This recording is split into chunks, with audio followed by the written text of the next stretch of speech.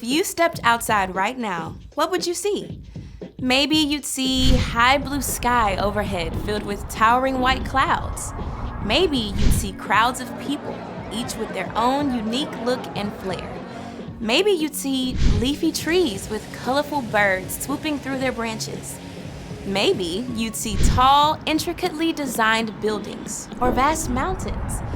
From the rough mosaic bark on a tree to the fine lines of blood vessels just beneath your skin, every bit of it is God's handiwork, or the work of people God created and inspired. Paul writes in his letter to the church in Rome, "Ever since the world was created, it has been possible to see the qualities of God that are not seen."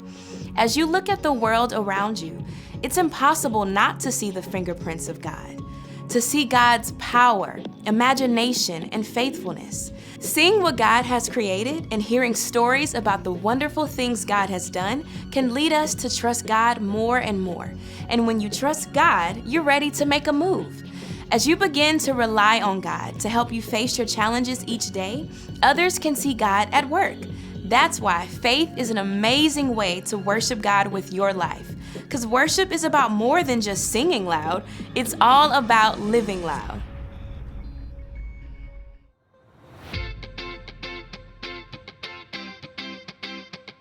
Get ready, get set, ready, set, move!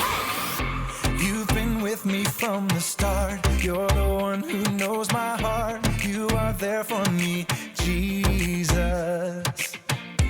You are showing me the way, love and kindness every day. You are helping me, Jesus. So I'll follow you, here and there and everywhere.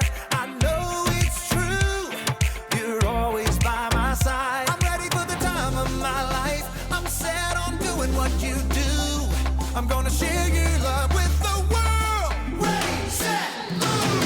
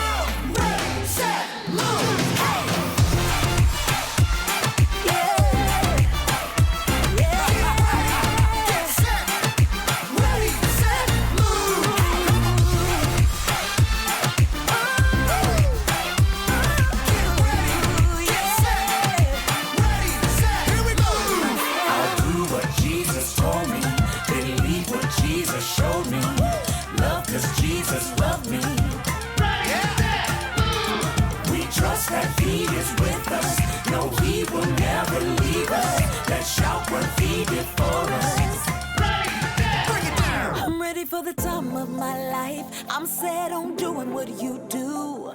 I'm gonna share your love with the world. Ready, set, move. I'm ready for the time of my life. I'm set on doing what you do. I'm gonna share your love with the world. Ready, set, move. I'll do what Jesus told me. I'll do what Jesus whatever you want me to do. Ready, set, move.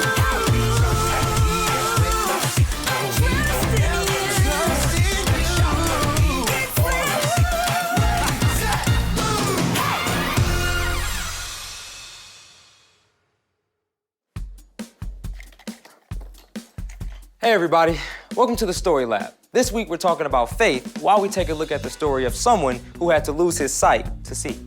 Hey, I got your glasses. Thanks, man. You're very welcome. You have a great trip. Thank you.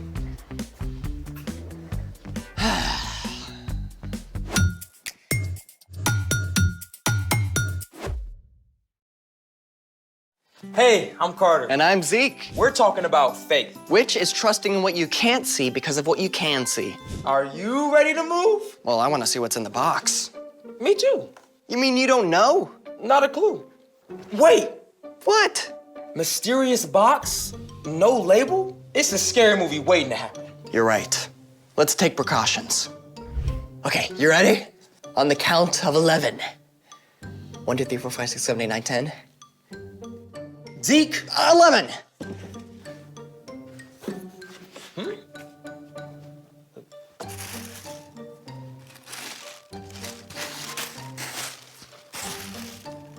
Nothing.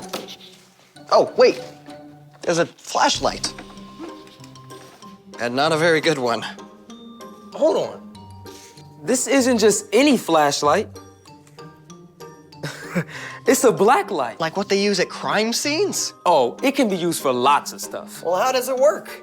A black light gives off ultraviolet light that is invisible to humans. Certain fluorescent substances absorb the ultraviolet light and re-emit it at a different wavelength, making the light visible and the material appear to glow. Cool. I wonder what we can see with this. You're wearing a white shirt. Watch this. Lights. Wow. Whoa. Dude, look at your shirt. That's awesome.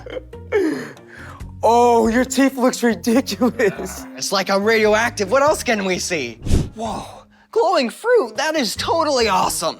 Ripe bananas get fluorescent so that they can attract animals like fruit bats that don't see the normal range of light. God must have a wild imagination to come up with that. Hey, there's a note in there. It's blank. You really think so? Lights. Find 6 letters around the lab and you will get a prize that's fab. So we're supposed to search the whole lab with the black light? Sounds like it. Well, what are we looking for? Not sure. Let's start over here. Following right behind you. I see you. Just make sure you have my back. Oh, look. Ooh, it's a P. Wow. Let's keep going. Okay. Oh, it's a 3, but that's a number. I think it counts, right? As numbers do. Let's keep going. Okay, so we have a P and a 3. Oh, look. Ooh. An L. The plot thickens. Yeah. I think we gotta find some more. Ooh, right behind you. We gotta find some more, Zeke. Oh, look. X marks the spot. Arg, matey. Okay, so we've got 3, P, L. X. Okay, 2 more. Right, that's 4. I'm kinda scared, Zeke. Don't be, I'm right here. Oh, here's an A. Scared me. Okay, 1 more. One more. What have we got so far? 3, P, L, X, A. 1 more. One more. Where is it? You find it. No, I couldn't. You haven't found one yet. Oh, okay. Is it on the ground? No. Is it on the ceiling? No. Ooh, you're moving too fast. Oh, sorry, where are you? Oh, there it is! Oh. Let's see. Okay, so that's 6. Right. What have we got? We're done. Okay. 3, P, L, A, X. C, That's all of them. 3. I said that. We're done. We're done. Finally. Lights. Okay, that was 6. What have we got? The 3 exact. What if we rearrange the letters? Nope. Oh, C-3PO. You know. Sir, the possibility of us successfully navigating the asteroid field is approximately 3,720 to 1. There's no O. Wait, let's see what it looks like with the 3 and the X put together. Wait, I got it. Oh, God, clap 3 times. So we're supposed to clap 3 times? You can do the honors.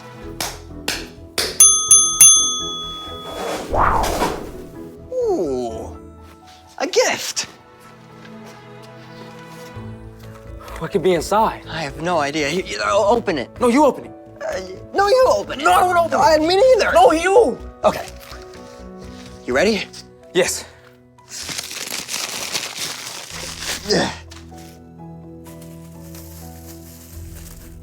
Ooh, glow sticks. I know just what to do with these. Yes. Oh.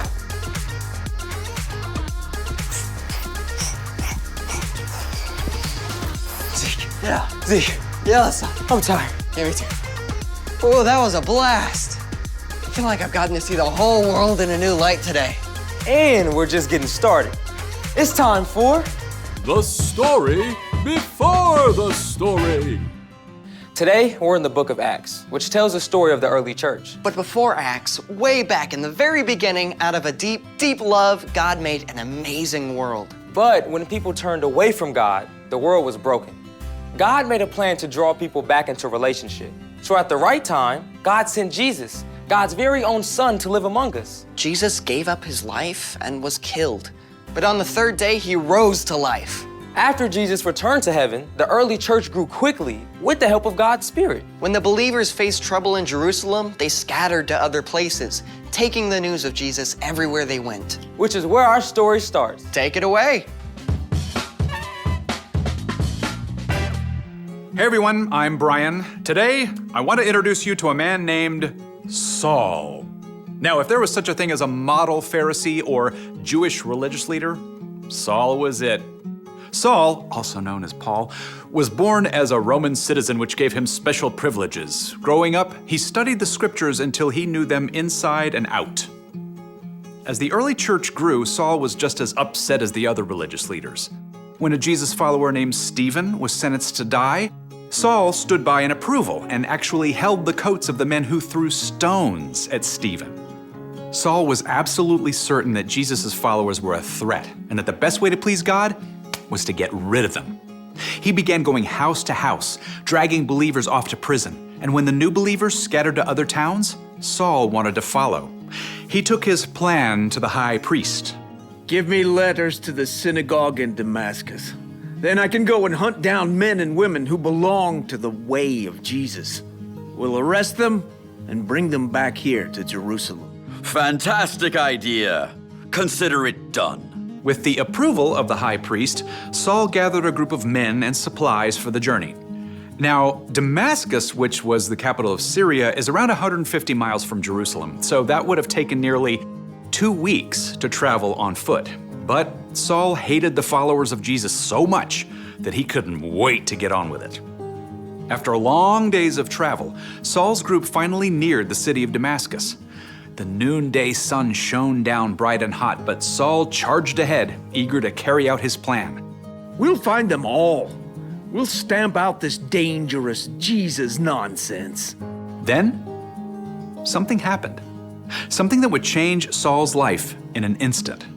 A brilliant light flared from heaven, so bright the sun seemed dim.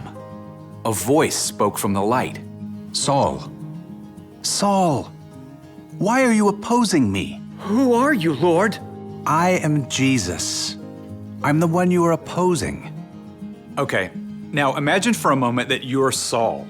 You thought Jesus was just a troublemaker who was killed, dead and gone. Yet now he's alive, speaking to you from a blaze of light. It's like your whole world tips upside down in an instant.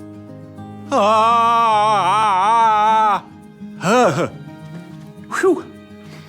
And Jesus wasn't done yet with what he had to say to Saul. Now get up and go into the city. There you will be told what you must do. The men with Saul saw the light too, and heard a sound. What is that? It's like thunder. As the light faded, Saul stood and opened his eyes. I can't see.